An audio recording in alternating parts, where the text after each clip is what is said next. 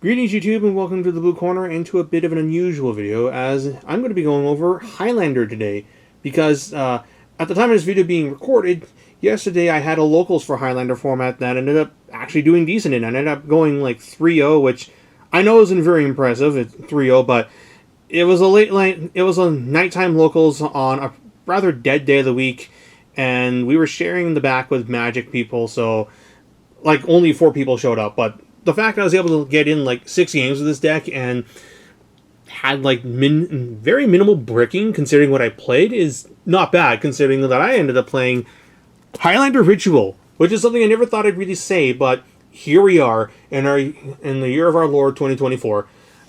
Turns out that ever since 2020, Konami has actually been putting out pretty decent archetypes as far as ritual support goes, as you've had Drytron, Megalith, Libromancer, Mikanko, Voiceless Voice. We don't talk about the other ones. And as a result, I actually had a decent amount of stuff to work with in regards to trying to get a 40-card deck, 42 in this instance, of good cards. And the center point of the deck, as you can tell by Skull Guardian here, is Voiceless Voice, because it's not only the most recent ritual deck to come out, but it's also one of the most efficient in that regard, as it has one-card combos, which is very nice to have in an environment of one-ofs. And the end board that you build, while not particularly scary compared to like what Voices can do in regular format, I mean, Skull Guardian, low barrier, might not be much, but in a limited format of one-offs, having an Omni Negate with targeting protection is pretty damn impressive. And the supplementary engine and the non-engine that I'm running helps to protect it. And as a result, yeah, I ended up doing pretty decent. I won all my matches, which is more than I was expecting, truth be told. I was expecting to go like 1-1-1 or something like that, but yeah, it worked, and it gives me hope for playing something like this when Master Duel does another one-of festival by the time Voices comes out, because, yeah, you just play Voiceless and pair it up with another engine that has some synergy with it, like, I don't know, maybe Libromancer. Depends if Barone is banned or not, because the Libromancer engine allows you to set up Barone as well as their trap card Omni Negate, which is pretty strong, but if Barone gets banned by then, we'll have to see. I ended up not playing Libromancer in this version of the deck because I played a different engine that allows me to do good stuff going first and also good stuff going second. 3 guesses as to which one that is. But with that being said, yeah, we'll just get into it. So, like I said, the centerpiece of the deck is the Voiceless engine, as it provides you the best payoff. So for the ritual monsters in that regard, I played the 2 best ones, Skull Guardian and Saribus. Then I played Saphira, the Queen of the Dragons. I don't own the new Saphira, as I'm waiting to see one of my friends to do a trade to get one, but truth be told, I probably would have played this one regardless, as it is one of the named cards on prayers, which means that I can search it off of pre-prep if I've already searched these 2 through combos or whatnot. So she's in this deck primarily because of her name, and that's really it. I did not summon her, and I had a fair amount of lines where I could get it, but it was just not worth it. I could just play, or I could search and summon Odd Eyes Pendulum Craft Dragon instead, which in a format of limited cards like this, having an Omni Negate is already pretty strong, but if you can back it up with a Spell Negate, it's also very, very good. Then for the rest of the engine, the 1 low, of course, and then another copy of low and 1-for-1. I'm obviously going to play an additional means to search low if I can. See Diviner and Trias. Diviner has crossover with the other ritual archetypes that you can play in a Highlander format, because you can dump Diviner and search any one of your boss monsters or ritual spells, depending on what else you're doing. And if you're playing an archetype that has like a 1-card starter ritual monster, and there's one, then yeah, Diviner's also a very strong normal summon. Then for running it out, it's 1 Saphira. I will point out that if you try to play a Highlander ritual deck with Voiceless in it, you need more than 1 ritual spell if you want to use Saphira more than once, because you use her and you dump prayers. If that prayers doesn't get put back in the deck, and you add back Saphira off of Blessing, she's dead in the hand because you don't have any more ritual spells to dump. You have to dump a ritual spell to search. So as a result, I played a second ritual spell, and you got a couple of choices in that regard. You could play OG Sapphiro's ritual spell, Hymn of Light, as it has a graveyard effect that protects your ritual monster from being killed in battle or a card effect by banishing it, which is not awful, especially in a format where people will be playing Ghost Ogre as a hand trap, or just try and beat over the Skull Guardian or the Saurvis to try and make their plays. Or you could play Saurvis's ritual spell, which is Sprite's Blessing, which allows you to just ritual summon any light ritual monster, but you cannot over tribute for it, so you'd have to tribute only level 7s or whatnot. But low health can count as the whole tribute in that regard, so there is that. It has no additional effects, but I ended up playing the ritual spell of the secondary archetype.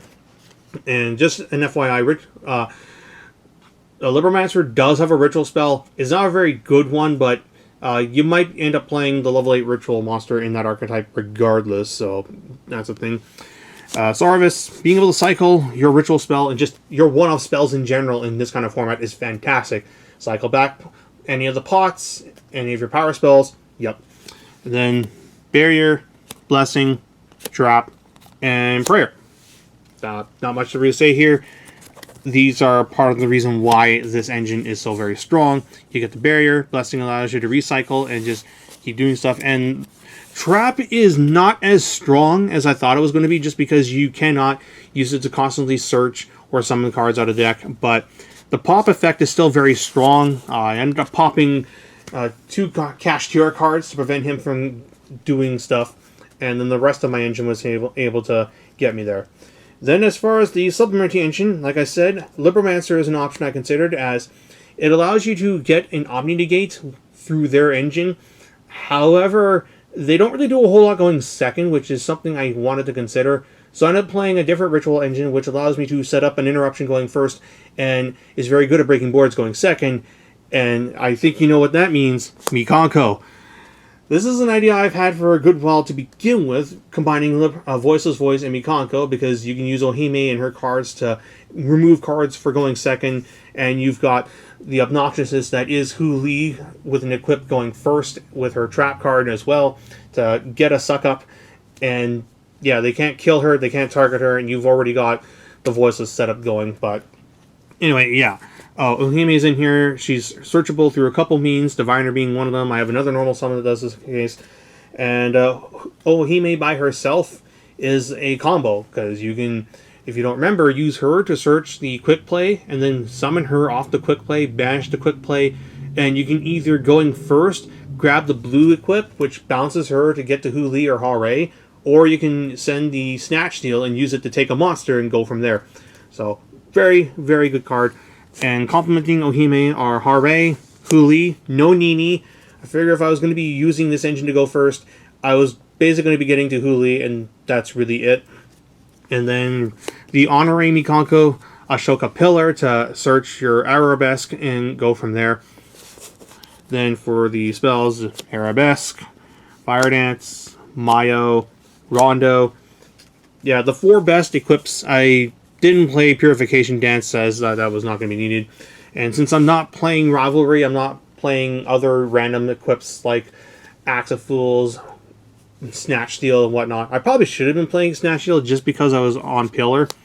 But I figure if I resolve Pillar, I was probably not going to be using normal summoning it a second time.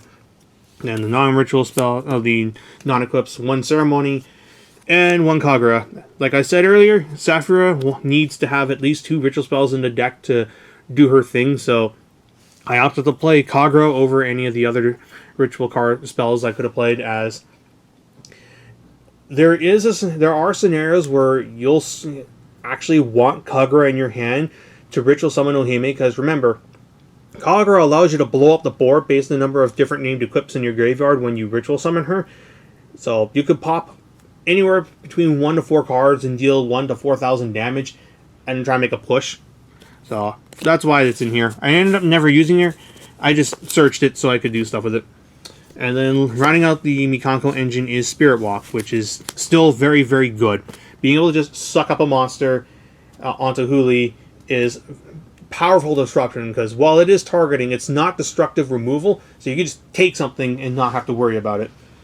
Then, rounding out the ritual stuff, I played a Nightier package, as Servant can help you get to the Mikanko line at worst, but if you have any other voiceless pieces in your hand, let you set up your full board. So there's that. And my last normal summon is Manju, as Manju by itself is the Mikanko combo, but Manju plus Saphira can let you do stuff, because no, not quite. Yes, maybe. I have to think on it a little bit, because like you can use Manju to search one ritual monster, and then you can have Saphira search Skull Guardian. No, I'm wrong. No, I'm wrong. I think there is a way. If you open low in Manju, you can have Manju search something, and then have Saphira search Skull Guardian. You sack off the low, bring it back, and go from there. There we go. But yeah, but Manju was mainly used to search for Ohime, so I could do the Mikanko stuff, because you can bounce a monster, swing for 14, or take a monster and swing for more than that. And then rounding out the ritual portion of the deck, I've got the 2 preparation of rites, pre and regular prep. Like I said, you need to search the ritual. You search the ritual spell, and then you get one of the names, ideally. And while Saphira is not going to do anything, it's still just a card in hand that you can ditch for other stuff. You can shuffle it back for the trap and do other things. So yeah, and then preparation of rites searches Ohime. It also searches Voiceless ritual monsters, because they're all level 7 and below. So in a worst case scenario, you could just use preparation of rites to search Skull Guardian and add that prayer, and then just ritual summon it the old-fashioned way. And then lastly, Ritual Sanctuary. It's a field spell that allows you to ditch a spell to search a light ritual monster or a ritual spell. And yeah, all of your ritual monsters in this deck are light, so it can search Ohime, it can search Skull Guardian, it can search Saravis. And the other effect, the shuffle back spells from your graveyard to your deck to summon a light fairy from the graveyard of equal level, is not irrelevant. Because you can just shuffle back one spell card and revive Low, and then Low places something. So it can bring back Low if your opponent is somehow able to disrupt the chain. And then that's it for the actual engine. So moving on to the non-engine, I played the 2 pots for consistency. I did consider Upstart, but I'm already at 42 cards, so what is Upstart really going to do in this instance? Then for the hand traps, Imperm, Moon, Ghost Mourner, Ash Blossom, Ghost Spell, and Ghost Ogre, as well as Veiler, Droll, Nib, and Skullmeister, as I wanted just to have an extra hand trap that could be somewhat disruptive. Crow or Bestials probably should have been in the slot too, but I figured there would be that people would be on crossout, and they were. And Skullmeister, I bet you, is the one hand trap that they wouldn't be able to cross out, because who else but I was going to be playing this card, and it has some applications shutting off some graveyard effects. Of course, you'll figure the one time I drew it, it was against Rika Plant deck, so like he did basically nothing. Oh well. For the extra deck, it's a Voiceless extra deck, so don't expect a whole lot of flashy stuff here. Anima, Mondo, IP, SP. I played the 2 Tri-Brigade cards because of Nadir. Underworld Goddess. Figure if I was going to play any big link, it was going to be her. Then for fusions, I'm playing Mud Dragon and Garua and Predaplant, because I'm also on Super Poly on the side. Super Poly I feel would just be good in general, because people be on mono-type decks or Dark Pile, and Dark Pile was a deck I was up against. Diviner targets, as well as things to send off with Nadir or Maximus. My target for Odd Eyes, Pendulum Graph Dragon, Chaos Angel, and Typhon. So, yeah. Like I said, pretty generic looking Voiceless extra deck. And then for the side deck, I played powerful one-ofs. So, Floodgates, Solemn, Blowout, another Blowout, and another Blowout for decks that might be difficult to deal with. And then 2 Bestials for Dark Pile or just other light dark decks. And then Board Breakers, Dark Ruler, Droplet, Super Poly. Felt like these are the 3 best ones to have. And then back removal, including Twin Twisters, because, yeah, I can only play 1 Cosmic. So, that's pretty much the deck in a nutshell. Like I said before, Voiceless is the centerpiece, and then Mikanko is the backup. For Master Duel, though, it'll probably have to be Libromancer or something else as the backup ritual engine, because Mikanko is pretty much never allowed to play in any of the events ever, because they're very good at what they do, and Master Duel realizes that you could just cheese a bunch of wins off of just how the Mikanko deck plays. So I fully expect to just not be able to play this type of deck in an event, so I'll have to go with either Libromancer or Drytron, maybe. Drytron Voiceless has already like gotten a couple regional tops, so I could probably build off of that. And Drytron gets more cards than Infinite Forbidden anyway, so I could probably just supplement them with the Voices. But yeah, all in all, I had a lot of fun with this, and maybe I'll try another version of this the next time we do a Highlander. It won't be for a bit, because our next gimmick formats are going to be the YCS Anaheim 2016 format, aka ABC format, so I will have to play a deck for that. And then we'll be doing a 100 card pile tournament after that as far as gimmick events go. And I'll probably just like play this alongside like max cards as far as Libromancer, Mikanko, and Voiceless goes. But anyway, before I wrap up this video, I will do a quick test hand and see if we draw decent. I didn't brick as much as I thought I would. I think I bricked only like 1 or 2 times, but in this format, bricking is likely to happen. Well, we got a starter. We have another starter. We got a non-engine. We got another non-engine. We got 3 non-engine. Okay, so we have 2 starters and 3 non-engine. That being said, Ash Blossom pretty much stops any hand trap. Actually will hurt these guys. Ash, Imperm, Valor, they'll negate these, which is really unfortunate. But hopefully these would let me live going to my turn. I would likely prioritize Diviner first so that I can set up the Voiceless line, because Skull Guardian, low barrier with 3 hand traps backing it up is pretty damn scary. And then on the next turn, I can go Pillar to search the Arabesque and proceed to do Mikanko lines. Or alternatively, I could just I could set up Huli Pass with 3 hand traps. But I think, yeah, having the Omni Negate is just better. One more test hand and then we're done. Okay. Drawing Maximus itself is actually kind of booty. Ash Blossom. Okay, we can play. Alright. So, this is a little weird, but we can make something out of it, because you can go Saphira to send Prayer and then search Skull Guardian, and since the Maximus is already dead in the hand, you can just tribute it for the ritual summon and summon Skull Guardian, search the low, and from there you can summon the low and probably just get Barrier. I think you would get Barrier, or you could get Blessing. I'm trying to see if there's a way to also play the Arabesque down in order to search Huli and set up the Huli trap, but I think this is also going to be a hand where it's just sit on Skull Guardian, Barrier with 2 hand traps, and try to get there. If they summon a monster or any kind, depending on how they interact with the board, I can nib them, and then on my turn, I can equip the token with the Arabesque and bounce it away, or I can equip Nib with the token, bounce it away, and then summon Huli, get trapped, and then crash into the token for a big amount of damage. So there is that. I've got Barrier to get Blessing, Blessing to add back, and we go from there. And yeah, so not bad. Like, that's the kind of stuff I was expecting to get with a deck like this, and if the format for Standard ever changes to the point where I don't need to run 5 million hand traps, I would actually play like something like this more optimized in Standard, because being able to just do Voiceless stuff and then have Mikanko stuff on the side is really cool. And yeah, that being said though, if you have any input on a deck like this on what changes I could make, I am 100% for it. Ooh, okay, this is something.